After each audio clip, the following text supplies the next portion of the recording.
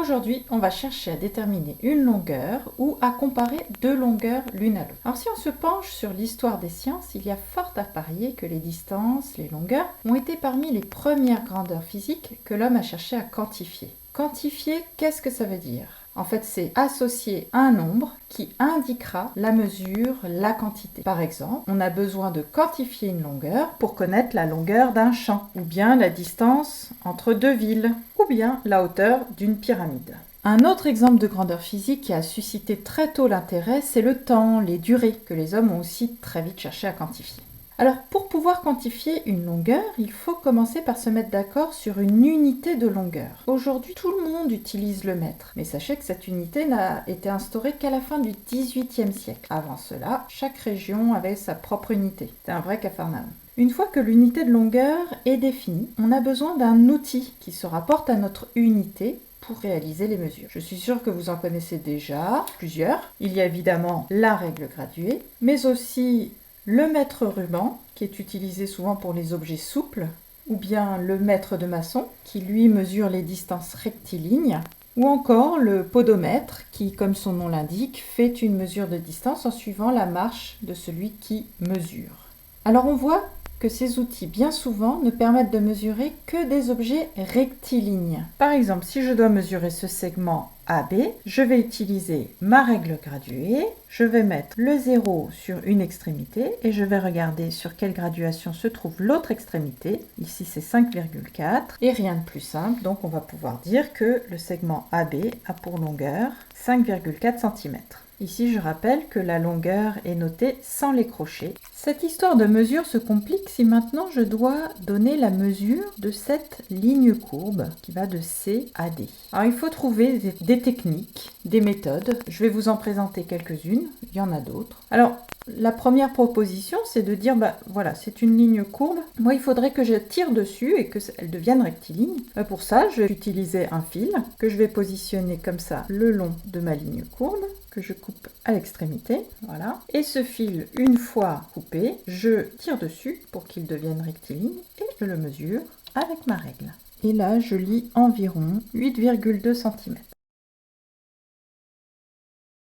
Une autre technique est en fait de transformer cette ligne courbe en une ligne brisée. Alors évidemment, ça sera une approximation, mais ça sera une façon de donner une valeur approchée de cette mesure de ligne courbe. Alors je vais tracer cette ligne brisée. Voilà, je fais cette proposition de ligne brisée. Alors si je prends ma règle, je ne peux pas mesurer en une seule fois cette ligne brisée. Donc il faut trouver une astuce.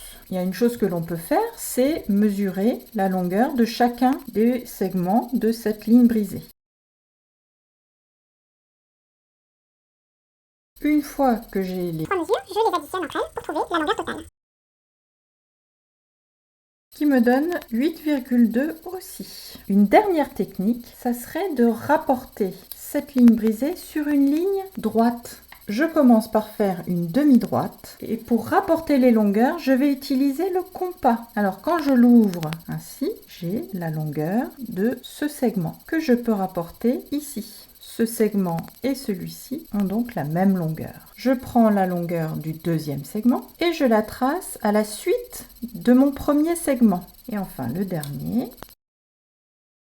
Pareil à la suite de l'autre. Ainsi, je suis partie de C jusqu'à D. La ligne brisée, je l'ai mise en une ligne rectiligne. Et ça, je peux le mesurer directement à la règle. Et je mesure 8,6. On peut comparer les résultats obtenus avec les trois méthodes. Ici, on obtient 8,2 avec le fil et avec la méthode de la mesure de chaque segment. Alors, ça ne veut pas dire que 8,2 c'est la mesure exacte de cette ligne courbe, pas du tout, puisque quand j'ai fait le fil, j'ai bien vu que j'étais pas forcément précisément sur la ligne courbe, donc ça crée une approximation.